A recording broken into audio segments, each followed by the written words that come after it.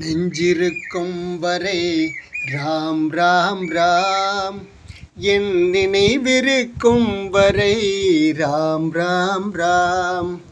நெஞ்சிருக்கும் வரை ராம் ராம் ராம், என் நினைவிருக்கும் வரை ராம் ராம் ராம்.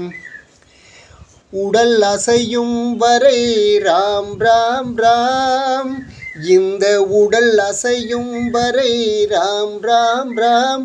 உள்ள சுவாசம் அடங்கும் வரை ராம் ராம் ராம், உள்ள சுவாசம் அடங்கும் வரை ராம் ராம் ராம். நெஞ்சிருக்கும் வரை ராம் ராம் ராம், என் நினைவிருக்கும் வரை ராம் ராம் ராம். ஹரியோம். வணக்கம் அன்பு நெஞ்சங்களே. இன்று ராமாயணம் யுத்தகாண்டம் தொடர்கிறது. ராவணன் எல்லோருடைய ஆலோசனையும் கேட்டுவிட்டு சுதன் என்ற ஒரு அரக்கனை அழைத்தான். அவனிடம் சில விஷயங்களை சொல்லி, இதை போய் சுக்ரீவிடம் சொல் என்று அந்த சுதனை அனுப்பினான். அந்த சுதனும் ஆகாய மார்க்கமாக இங்கே கடல் எல்லைக்கு அப்பால் வானர படையுடன் அங்கே காத்து கொண்டிருக்கும் சுக்ரீவனை நோக்கி ஆகாய மார்க்கமாக வந்தான். ஆகாயத்தில் நின்று சுக்ரீவன் தன்னுடைய படைகளை அப்படியே பார்வையிட்டு கொண்டு வந்தான். அப்போது ஆகாயத்தில் நின்று சுதன் சுக்ரீவனை அழைத்தான். வானர வீரன் கிஷ்கிந்தை மன்னன் சுக்ரீவன் அவர்களே, நான் ராவணனுடைய தூதுவன். உங்களிடம் சில விஷயம் சொல்வதற்காக இங்கே வந்தேன். தயவுசெய்து கேளுங்கள். அதாவது நீங்கள் சூரியனுடைய வம்சம், சூரியனுடைய மகன், அவருடைய புத்திரன். நீங்கள் மகாபலவான். பிரமாவினுடைய பௌத்திரனாகிய ரிஷிரசன் என்பவனுடைய மகன் ராவணன். அவர் பிரமாவனுடைய வம்சம். ஆகவே நீங்கள் சூரியனுடைய புத்திரன். நீங்கள் எல்லாரும் கிட்டத்தட்ட ஒரு சொந்தக்காரர்கள், உறவினர்கள். ஆனால் இதற்கெல்லாம் எந்த சம்பந்தமும் இல்லாத ராமரோடு நீங்கள் எதற்காக இருக்க வேண்டும்? இன்னும் சொல்லப்போனால் வாலி உங்களுடைய அண்ணன், வாலியினுடைய நண்பன் ராவணன், வாலியினுடைய நெருங்கிய நண்பன் ராவணன். ஆகவே நாமெல்லாம் ஒரே உறவு. ஆகவே நீங்கள் எதற்காக எந்த சம்பந்தமும் இல்லாத இந்த ராமரோடு சேர்ந்து ராவணனை எதிர்க்க வேண்டும்? ஆகவே எங்களுடைய மன்னன் ராவணனுடைய யோசனை என்னவென்றால், நாமல் எப்போதும் நண்பர்களாகவே இருப்போம். நமக்குள் படை வேண்டாம், சண்டை வேண்டாம். நீங்கள் உங்களுடைய வானர படைகளையெல்லாம் அழைத்து கொண்டு கிஷ்கிந்தை சென்று விடுங்கள். உங்களுக்கும் இந்த பிரச்சனைக்கும் சம்பந்தம் இல்லை. இதை எங்களுடைய மன்னர் ராவணன் ஒரு அன்பான வேண்டுகோளாக உங்களுக்கு இதை சொல்லுகிறார் அப்படின்னு அந்த சுதன் சொன்னான். அப்போது சுக்ரீவன் சொன்னான், ஏ சுதனே, பேசாமல் போய்விடு, இல்லை எனக்கு கோபத்தை கிளறாதே. வாலி எனக்கு எதிரி, என் கூட பிறந்தவனாயிருந்தாலும் எதிரிதான். அந்த எதிரிக்கு எதிரி ராவணன், அவனும் எதிரிதான். என்னை விரட்டி அடித்து என்னை கிஷ்கிந்தையை விட்டு ஒளிந்து வாழ செய்தவன் என்னுடைய அண்ணன் வாலி. அவனை கொன்று எனக்கு கிஷ்கிந்தையை கொடுத்திருக்கிறார் ராமர். ஆகவே ராமர் தான் எனக்கு நண்பன். நீ இங்கிருந்து போய்விடு என்று, உயிர் மேல் ஆசை இருந்தால் நிற்காதே, ஓடிவிடு என்றான் சுக்ரீவன். ஆனாலும் அவன் சுதன் மீண்டும் ஆறுதலாக ராவணனுக்கு உதவியாக சில வார்த்தைகளை பேச ஆரம்பித்தான். அப்போது ஒரு வானர குரங்கொன்று வானத்தில் எட்டி தாவி அந்த சுதனை கீழே இழுத்து போட்டு உதை என்று உதைத்தது. அப்போது பக்கத்தில் இருந்த குரங்குகள்லாம் ஓடி ஆளுக்கு ஒரு உதை கொடுத்தது. ஐயோ, என்னை காப்பாற்றுங்களே சுக்ரீவன் மன்னா, என்னை காப்பாற்றுங்களேன்னு கதறினான். சுக்ரீவன் அதை வேடிக்கை பார்த்து கொண்டிருந்தான். உதயங்கள் என்றான். மறுபடியும் உதைத்தது. நான் ஒரு தூதுவும் தானே, என்னை கொள்ளலாமா, இது நியாயமா என்று புலம்பினான். கீழே ஓட்டு மேலே ஏறி நடந்தது. அப்போது ராமா ராமா என்னை காப்பாற்றுங்கள், நீங்கள் தான் என்னை காப்பாற்ற வேண்டும், தயவுசெய்து காப்பாற்றுங்கள் போது ராமர் அங்கே வந்தார்.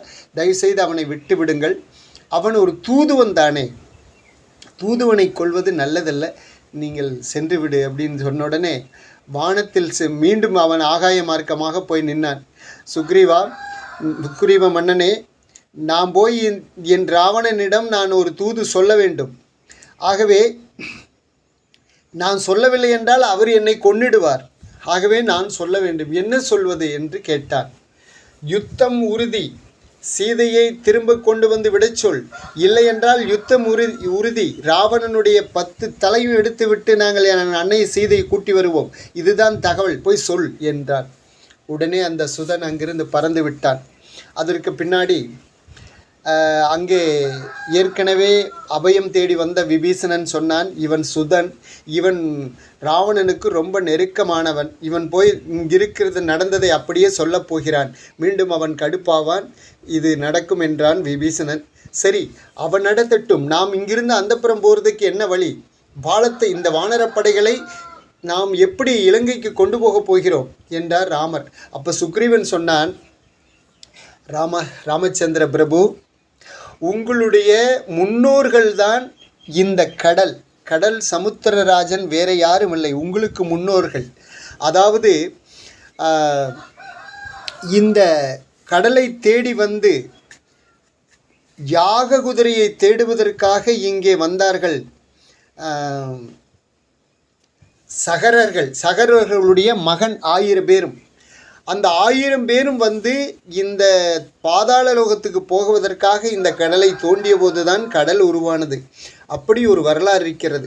அவர்கள் அந்த சகரர்கள் இந்த சூரிய வம்சத்துக்கு நெருக்கமானவர்கள்.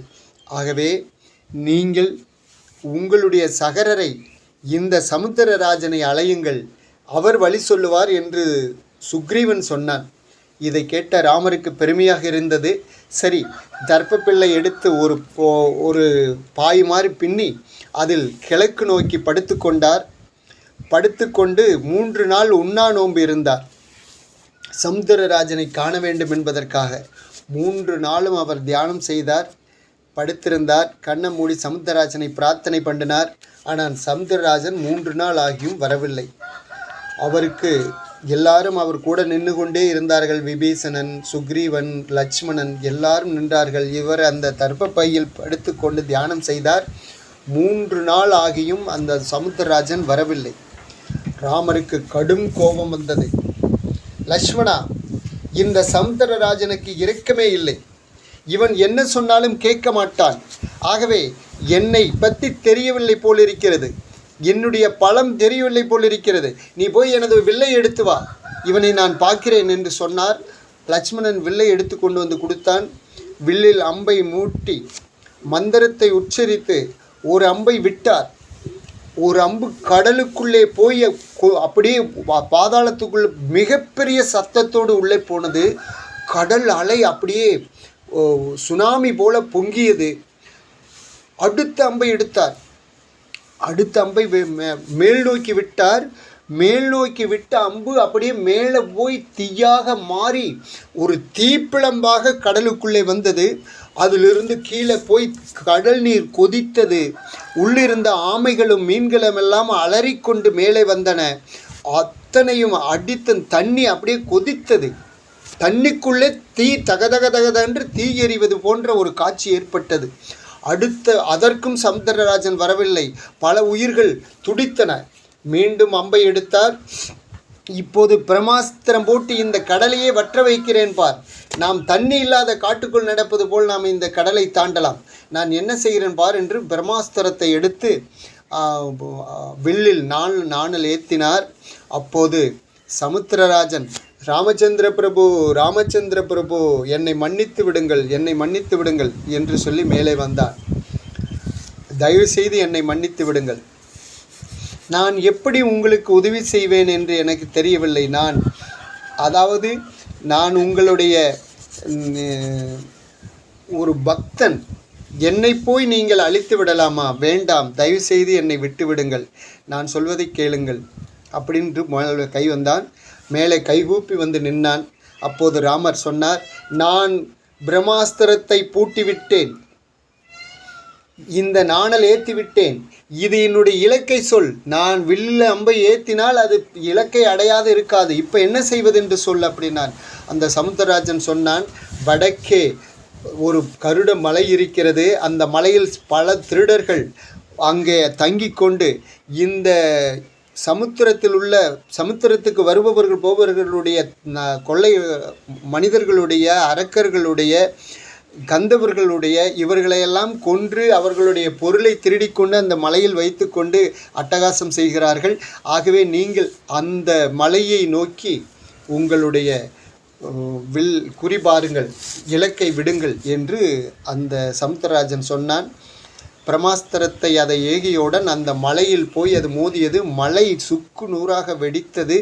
அந்த மலையிலிருந்த அத்தனை பேரும் மாண்டார்கள். பிறகு சமுத்திரராஜன் ஓடி வந்து காலில் விழுந்தான். நான் 3 நாள் தவம் இருக்கிறேன், நீ கண்டுகொள்ளவே இல்லையே என்றார் ராமர். உடனே அவன், சுவாமி, நான் என்ன செய்வது? இயற்கையை மாற்றி நான் எதுவும் செய்ய முடியாதல்லவா? இது உங்களுக்கும் தெரியும் அல்லவா? ஆகவே நீங்கள் ஒன்று செய்யுங்கள், நான் யோசனை சொல்கிறேன். உங்கள் படையில் நலன் என்ற ஒருத்தன் இருக்கிறான். அவன் வந்து விஸ்வகர்மாவனுடைய அம்சம் அவன். ஆகவே அவன் இந்த கல்களை எடுத்து அடுக்கினால் நான் அதை தாங்கிக் கொள்கிறேன், பாலம் உருவாகிவிடும், நீங்கள் பாலத்தில் சென்று இலங்கைக்கு செல்லலாம், அந்த நலனை வேலை ஆரம்பிக்க சொல்லுங்கள் என்று சொல்லிவிட்டு சமுத்திரராஜன் சென்று விட்டான். உடனே அந்த நலன் எங்கேங்கிற போது நலன் அந்த வானரப்படையிலிருந்து வந்தான். ஏன் இதை சொல்லவில்லை என்றான். அவன் சொன்னான், நான் என்னுடைய திறமையை நானாக சொன்னால் அது தற்பெருமையாக ஆகிவிடும் சுவாமி. ஆகவே என்னுடைய திறமை தெரிந்து கொண்டு நீங்களாக தெரிந்து கொள்ளட்டும் என்று அமைதியாக இருந்தேன் என்றான். சரி, ஆரம்பி என்ற உடனே இந்த கரடிகள் இந்த வானரர்கள் அத்தனை பேரும் போய் மலையை இடித்தது, சில மரங்களை முறித்தது, கொண்டு வந்து ஒவ்வொரு கல்லையும் அப்படியே அடுக்கியது. ஒரே ஒரு நாளில் 10 யோஜனை தூரம் பாலம் கட்டியது. 2வது நாள் 20 யோஜனை தூரம் பாலம் கட்டியது. 3வது நாள் 24 யோஜனை தூரம். இப்படி 5 நாளில் அந்த 100 யோஜனை தூரம் பாலம் கட்டி முடித்தது.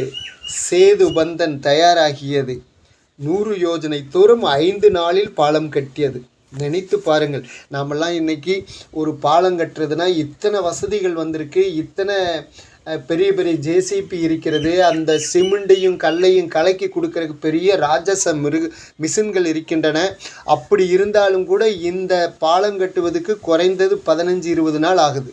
ஒரு பாலம் கட்டி முடிக்கிறதுக்கு பெரிய பாலமாக இருந்தால் 3 மாதம், குறைஞ்சது 3 மாதம் ஆகும். ஆனால் ராமர் 5 நாளில் 100 யோஜனை தூரம், இன்றைக்கி இருக்கிற ராமேஸ்வரத்திலிருந்து இலங்கைக்கு 5 நாளில் பாலம் கட்டி இருக்கிறார். அதுவும் தண்ணிக்குள்ளே. எவ்வளவு அன்று வலிமை இருந்திருக்க வேண்டும், அந்த வானரப்படைகள் எவ்வளவு வேலை செய்திருக்க வேண்டும். லட்சக்கணக்கான படைகள், லட்சக்கணக்கான வீரர்கள் வேலை செஞ்சிருக்கிறார்கள். பெரிய பெரிய பாறைகளை எல்லாம் உருட்டி கொண்டு வந்து கடலில் போட்டிருக்கிறார்கள். அப்படி போட்டு அந்த பாலம் தயாரானது. சேதுபந்தன் வேலை முடிந்தது. எல்லாரும் சேர்ந்து சேதுபந்தனை வழிவிட்டு விட்டு வானரப்படைகள் ஸ்ரீலங்காவுக்குள் கால் வைத்தது. சுக்ரீவனுடைய படைகள் ஸ்ரீலங்காவில் வந்து குடிபுகுந்தன. அப்போது ராவணனுக்கு தூது ஓடியது. அப்போது அந்த ராவணனுடைய சபையை கூடியது. லங்கேஸ்வரா, நீங்கள் வானரன்தானே, நம்மை என்ன செய்து விடும் என்று யோசித்தீர்கள். ஆனால் கடலுக்கு அப்பால் எப்படி வர முடியும் என்று நினைத்தீர்கள்.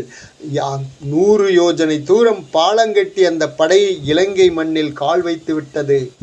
ராமனுடைய தலைமையில் மிகப்பெரிய வானரப்படை இலங்கைக்கு வந்து விட்டது.